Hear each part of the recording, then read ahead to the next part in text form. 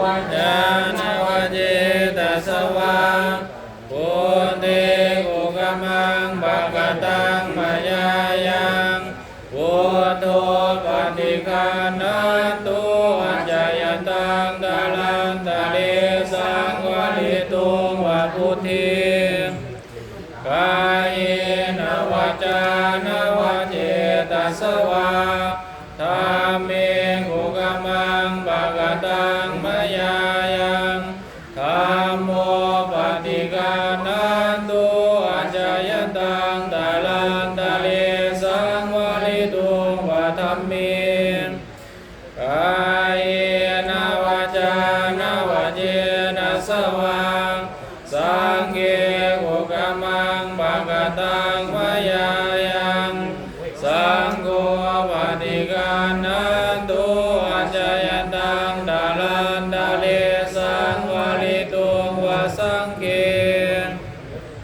เราโลหะปุระปริปุติสัสลังโยมิโตโยเตตนังปะปะปะติสิตังสิตังตุมังสุตังเมสันตโตสัพเพปุริโสสังกปะตันโทปนะราโสยถามณิโสติวะโสยถาติโยวิวัสสันตุสัพพะโลกโควินาศตุมาเตภวันวันตรายโยสุขิติกายุโกภวะอภิวาทนาสิริสนิจังวุฒาปัจจายโนตัตตาโร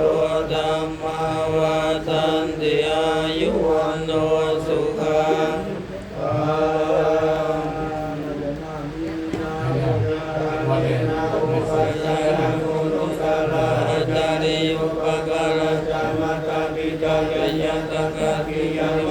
สุริโยจันติมาราสาปุณณวันตานาราภิจาปมามาราจาอินทาจารุโลกาบาลาจาเทวตายโมมิตรมนุตตมัจจาเวญิกาภิจาสัพเพสัตตาสุขิโหตุปุญญานิปะกตานิเมสุขังจติมิสังเกตุหิปังวะเวนะโหมันตังอิมินาปุญญากรรมเมนะอิมินาอุติเสนะจักขิปังโสระเบเจวะตโนปัฏฐานาเจตนาเมตัตตาเนอินาธัมมายาวานิพานาโตมามังนาสันตุสัพพะนาเยวายาสัสสะโตภะเวภะเวอุจุติตังสติปัญญาตันเตโคริยัมมินามาลาลาพันตุโนกาสังฆตุนจาริเยสุเมอุตตาดิปาวะโลนาโตลัมโมนาโตวารุตตโมนาโตปัจเจกาพุทโธตัสสังโฆนาโตตะลมมะมังเตโสตัมมานุภาเวนะมาโลกาสังฆ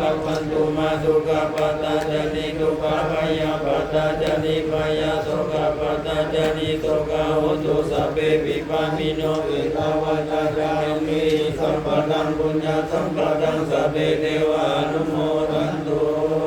สัพเพสัตตาสัตว์ทั้งหลายที่เป็นเพื่อนทุกข์เกิดแก่เจ็บตายด้วยกันหมดทั้งสิ้นนาเวลาจงเป็นสุขเป็นสุขเถิดอย่าได้มีเวรแก่กันและกันเลยสัพเพสัตตาสัตว์ทั้งหลายที่เป็นเพื่อนทุกข์เกิดแก่เจ็บตายด้วยกันหมดทั้งสิ้นยาปัสสะจงเป็นสุขเป็นสุขเถิดอย่าได้เบียดเบียนซึ่งกันและกันเลยสัพเพสัตตาสัตว์ทั้งหลายที่เป็นเพื่อนทุกข์เกิดแก่เจ็บตายด้วยกันหมดทั้งสิ้นอนิกาจงเป็นสุขเป็นสุขเถิดอย่าได้มีความทุกข์กายทุกข์ใจเลยสัพเพสัตตาสัตว์ทั้งหลายที่เป็นเพื่อนทุกข์เกิดแก่เจ็บตายด้วยกันหมดทั้งสิ้นสุขีอัตานังปาลิหารันตุจงมีความสุขกายสุขใจรักษาตนให้พ้นจากทุกข์ภัยทั้งสิ้นนั้นด้วยเถิดทุกเขาเป็นนักกันได้กันเทศกันไม่ได้กันนอนรักกันเทศเอาเมื่อจานไปกันหน่อย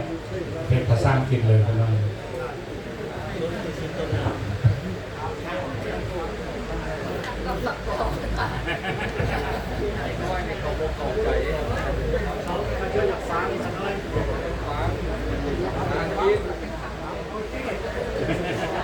โอเค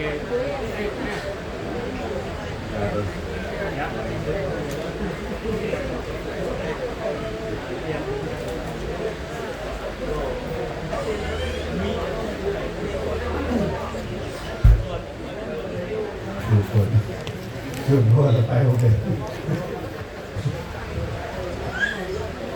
เอาต่อไปจะเป็นการอธิบายเนาะหรือว่าสิ่งที่เขาอยากฟังผู้ใดบ่อยากฟังกับนิดไว้เนาะผู้ใดสิฟังกับแงหูฟังเนาะเป็นการอธิบายเพื่อวัยรุ่นเพื่อคนยุคใหม่ซะเนาะเขาเป็นญาติโยมหลายคนก็สิเที่ยวเข้าวัดตลอดก็สิฮู้แล้วเนาะวิธีการของเฮา I will explain